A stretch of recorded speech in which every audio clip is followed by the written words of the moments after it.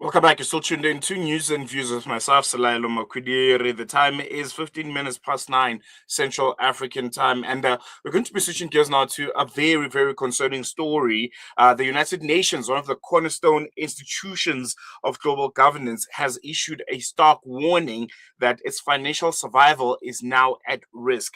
Secretary General Antonio Guterres has told all 193 member states that the organization faces an imminent financial collapse unless urgent action is taken to address massive unpaid contributions and outdated budget rules that hobble cash flow within the organization.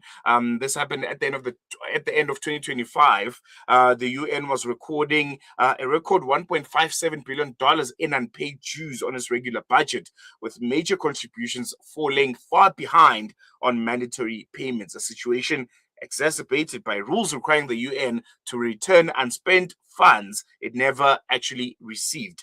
The crisis isn't, I think, an abstract accounting quirk of some sort. It really, in real felt life terms, threatens the organization's ability to fund peacekeeping, humanitarian aid, development programs, and core diplomatic functions that we've always known the UN to be capable of. And there are some estimates that suggest that the UN could exhaust its cash by July 2026, so this year, essentially placing global stability at risk. So we're going to be unpacking that. We're going to be unpacking the causes, consequences, and what might come next should we face a reality where the United Nations, God forbid, goes broke. And we're joined by a professor of international and diplomacy studies at the University of South Africa, Professor Anthoni van Nieuwkerk. Prof, thank you for joining us. Welcome to News and Views.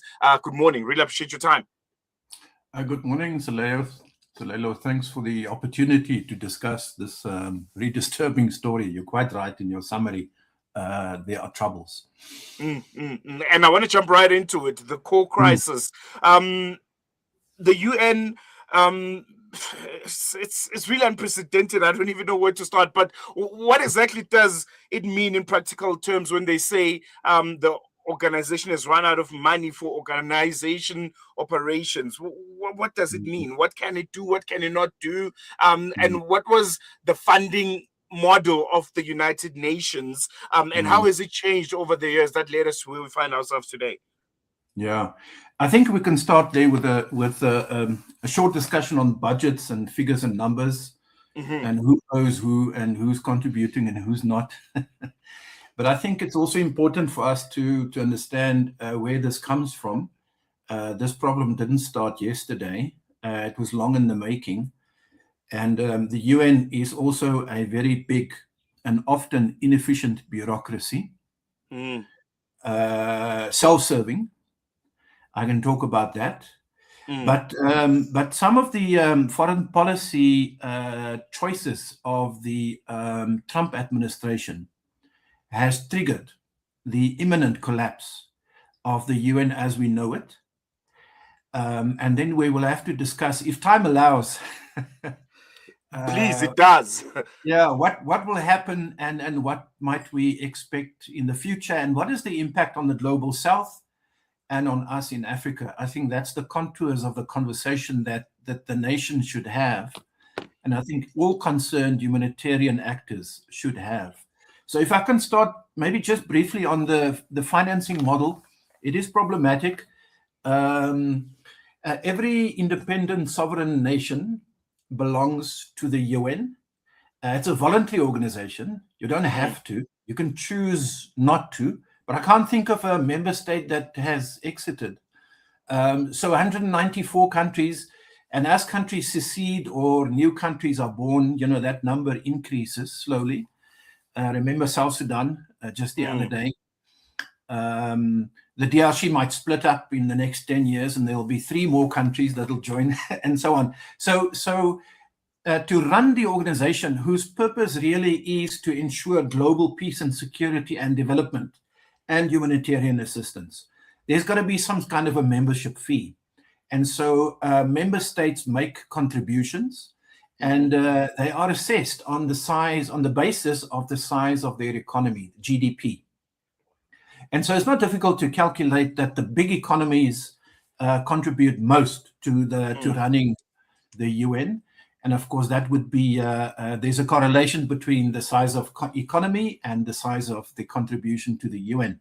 So the US contributes about 22% of the overall regular UN budget. And second in line is China with about 20%.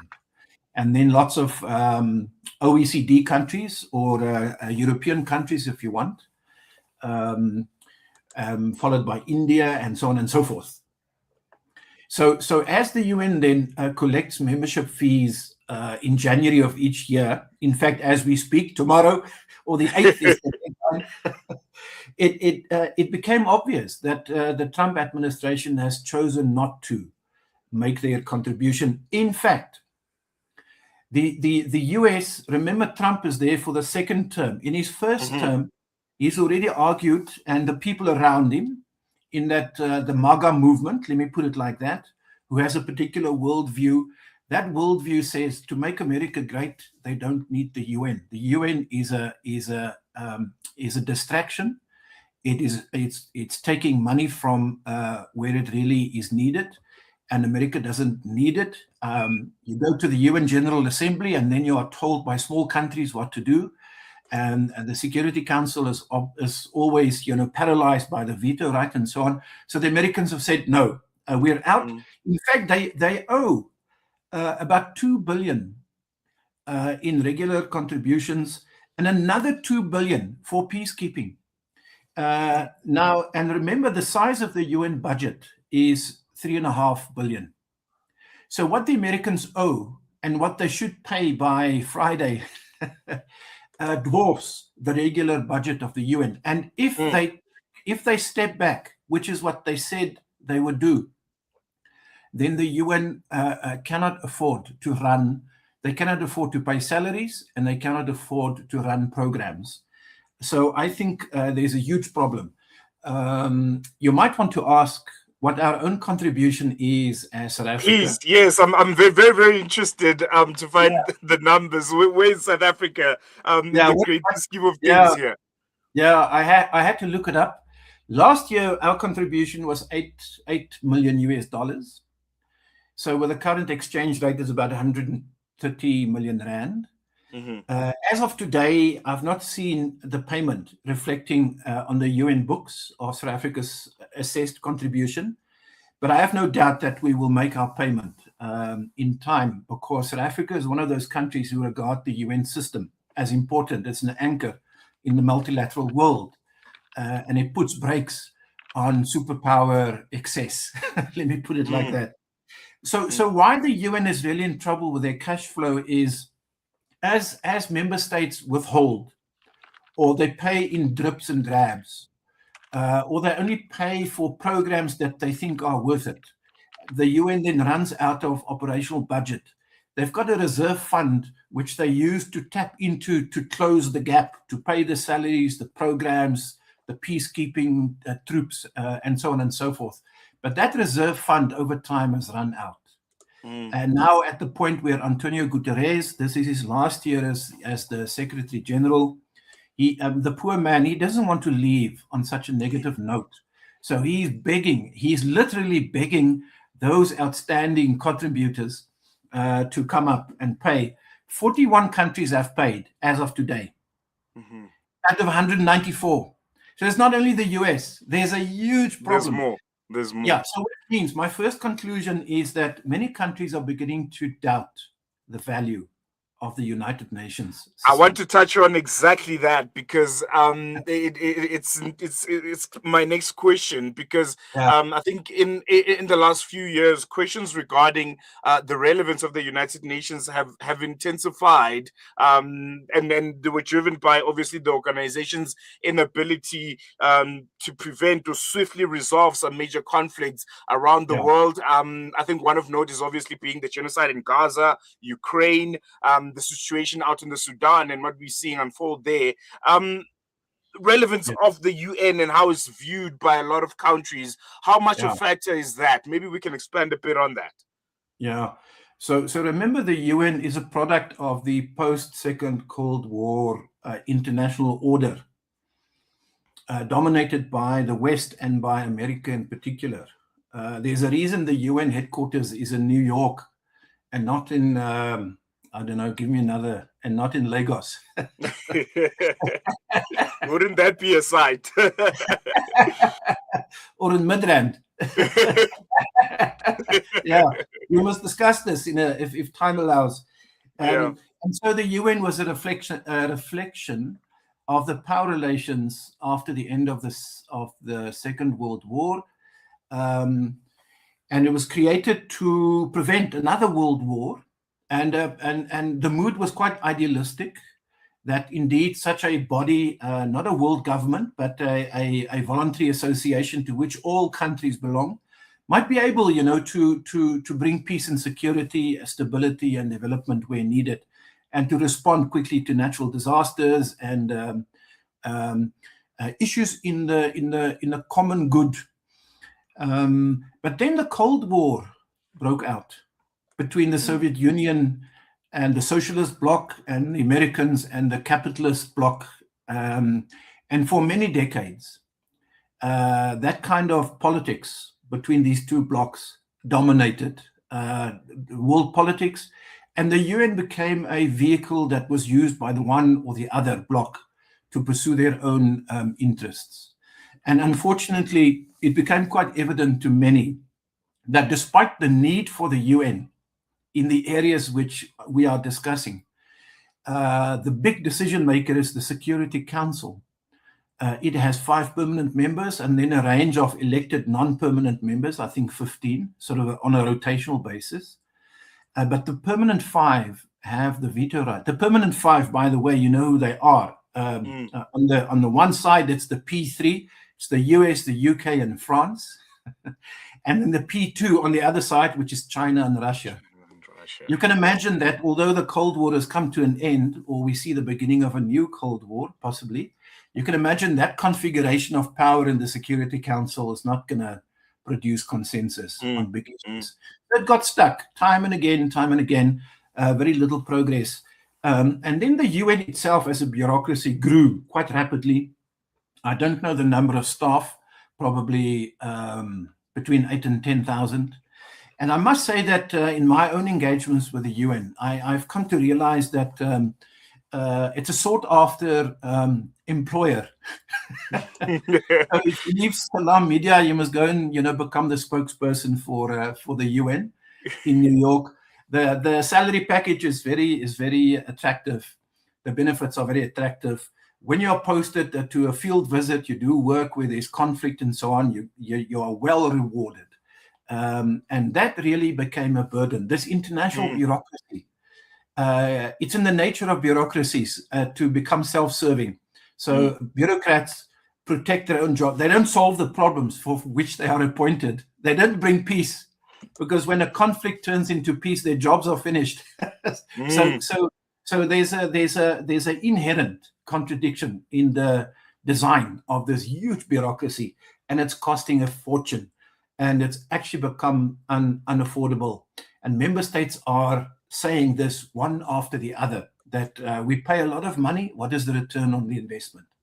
And so I think this is the problem we said. But what I want to add next, just maybe very quickly, is this slow decline of the UN system, despite the need for an organization to deal with global problems, this very slow decline and bureaucratization of the institution, its demise was fastened, or the collapse has now been triggered deliberately and by choice by the Trump administration, and by maybe not Trump only, but we have to understand the team that works together: Vance, Rubio, Trump, the Department of War, and then the MAGA movement. Because this is an ideological bloc that is moving very rapidly to reassert American hegemony.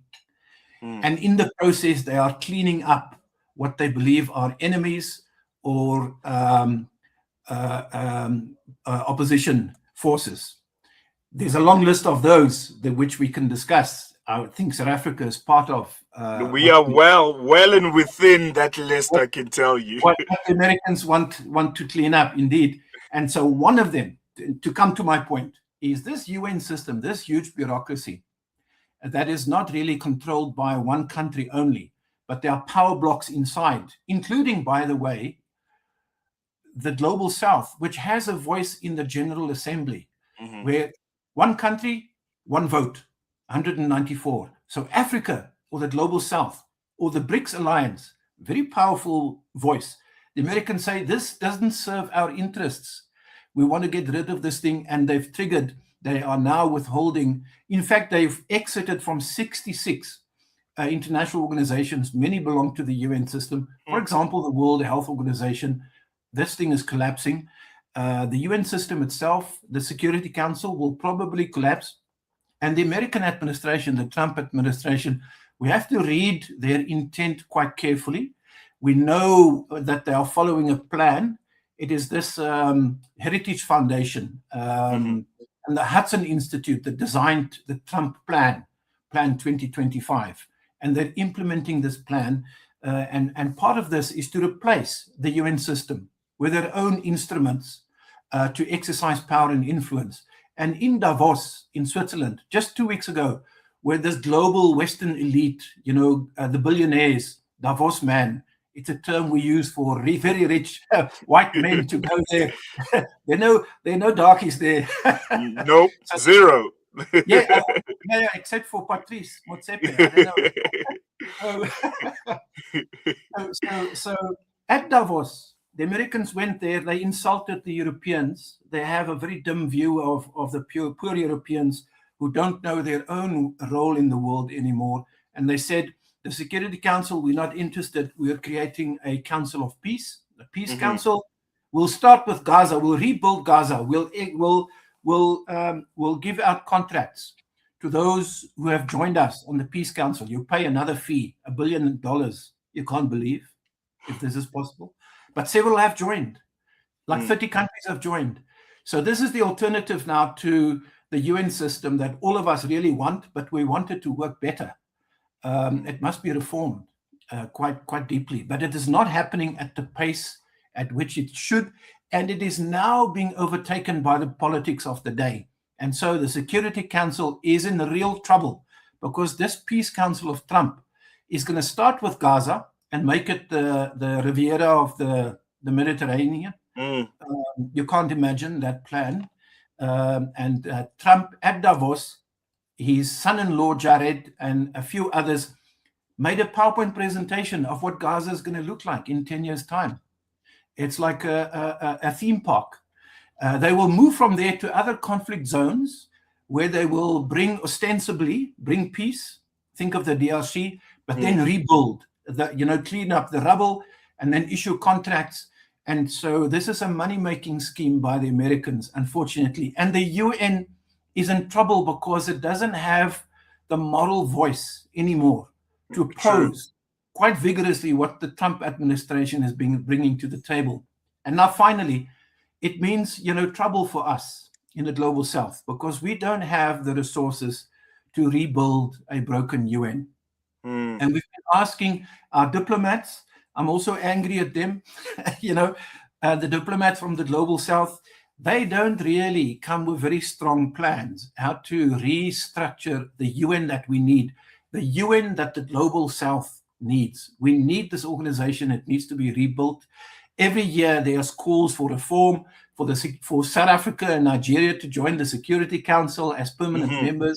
It never goes anywhere. It doesn't happen. It never happens. It doesn't happen. In fact, last year, the UN at 80, there was a pact for the future. They were trying to envisage what a revitalized UN system can look like, serving humanity in coming decades. There's a long document of 130 pages with hundreds and hundreds of resolutions. I spent half a day reading through it because if that thing comes through, Africa will be more secure. Our people will be safer, free from fear and free from want, the human security paradigm. But nobody's really implementing that. And so us, as Africans and South Africans, we're on the back foot. And we need to think quite deeply what it is we have to do to make sure that the work that the UN is supposed to do can be done. I'll give you a quick example of why this is so important. I listened to a fundraising event in somewhere in Europe, I think, yesterday on Sudan.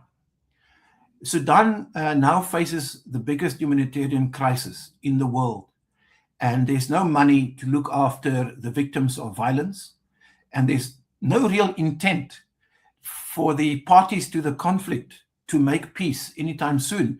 The parties to the conflict, with their supporters elsewhere in the world, believes that they can win a war, take control of Sudan. Sudan is geostrategically and economically very important, and so the war will continue. It will deepen, and the UN is not able to rescue the situation. I might say the same about Ukraine. There's no breakthrough on the horizon.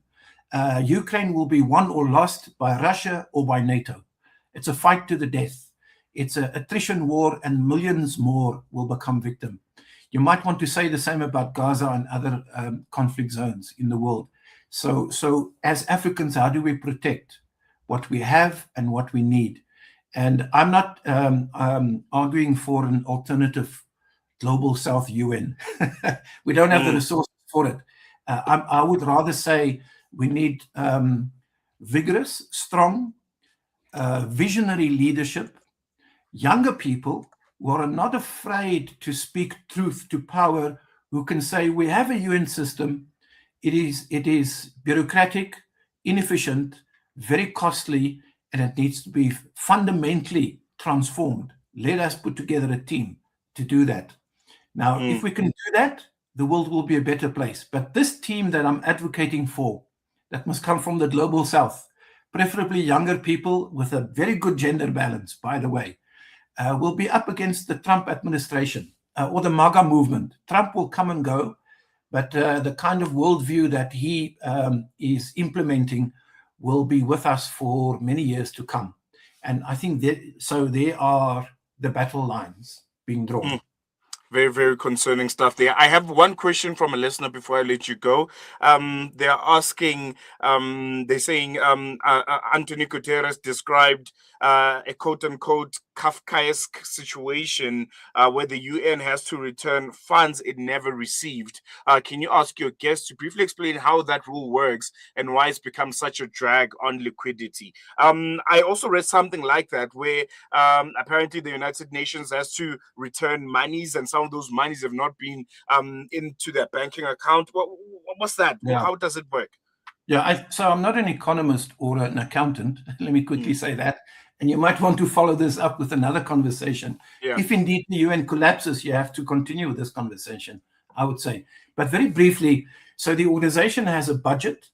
The money comes into the budget by the members of the organization, assessed contributions, and they have a reserve fund. The money they don't spend on salaries and operations, they keep in reserve, they reinvest it, and so on. When their regular budget runs out of money, they tap into the reserve fund. The problem is that many members pay their dues late or reduced or not at all.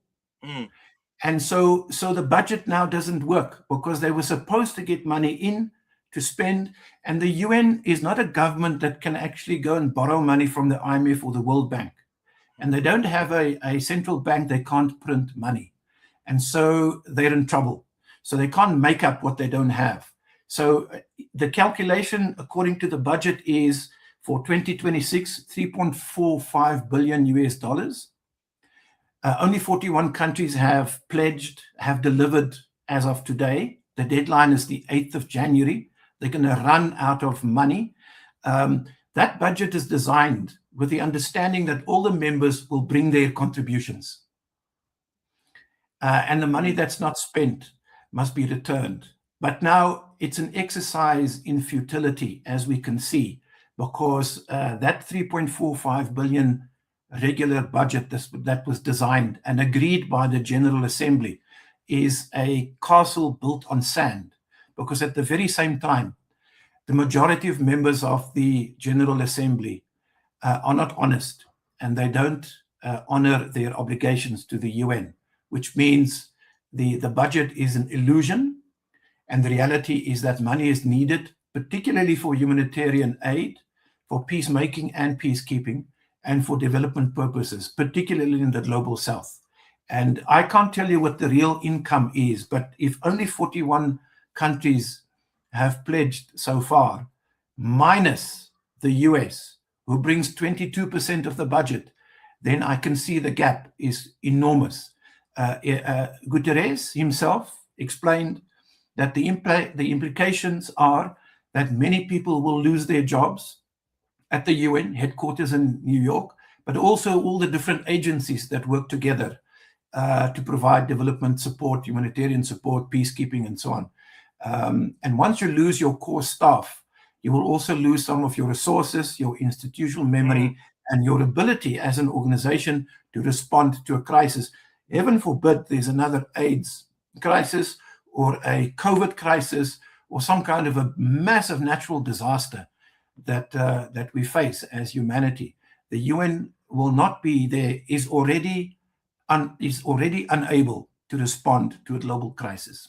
This is where we are.